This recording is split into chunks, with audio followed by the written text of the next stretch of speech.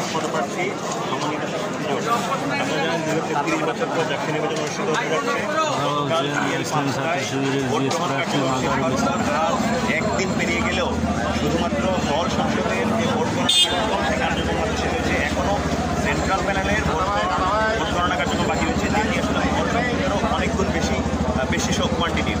আমরা এই জায়গায় প্রশাসনের স্পষ্ট কিছু অব্যবস্থাপনার পাশাপাশি কিছু দলের সরাসরি ইন্ধন দেখতে পাচ্ছি, নির্বাচনকে বানচাল করার প্রয়াস দেখতে পাচ্ছি। আমরা থেকে বলে এসেছি আমরা শিক্ষার্থীদের ম্যান্ডেট চাই, সুষ্ঠু একটি নির্বাচন চাই, যে নির্বাচনে শিক্ষার্থীরা তাদের মধ্যে প্রতিফলন ঘটাবে, এখানে কোনো বায়াসনেস থাকবে না।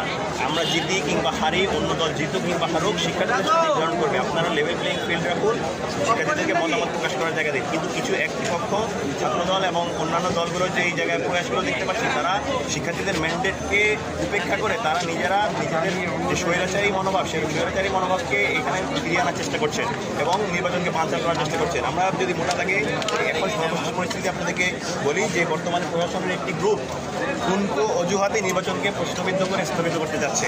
এই ছাত্রদলের এই ঠুনকো অভিযোগের শুরুটা ওএমআর মেশিন দিয়ে।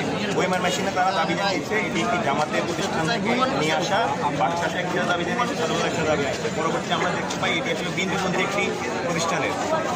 এটি যদিও বিএনপিপন্থী হোক, জামাতপন্থী হোক কিংবা অন্য কোনো দলের পন্থী হোক, আপনাদের দেখার মূল জায়গাটা ছিল এই ডিভাইসের কার্যকারিতা কেমন, এই ডিভাইসের এরর রয়েছে কিনা। আপনারা সেটি না দেখে ট্যাগিং করে এই নির্বাচনের ওএমআর পদ্ধতির মধ্যে একটি ইফেক্টিভ পদ্ধতিকে বাতিল করার দ্বারা এই যে প্ল্যানই আমাদেরকে বইতে হচ্ছে, একদিন পরেও আমাদের এখন নির্বাচনী গণনা কার্যক্রম শেষ হবে, এটি সুস্পষ্ট যে ষড়যন্ত্রের সামিল।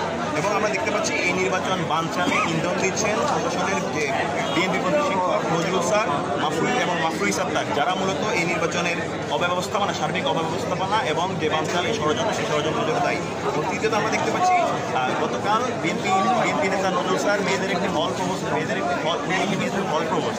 উনি মেয়েদের একটি হল প্রবোস্ট হয়ে অন্য হলে গিয়ে মব তৈরি করে সেই হলের নির্বাচন প্রক্রিয়াকে বাধাগ্রস্ত করার প্রক্রিয়া করেছেন। এটি আমরা সুস্পষ্টভাবে দেখতে পাচ্ছি এটি নির্বাচন বানচালের একটি ষড়যন্ত্র ছিল।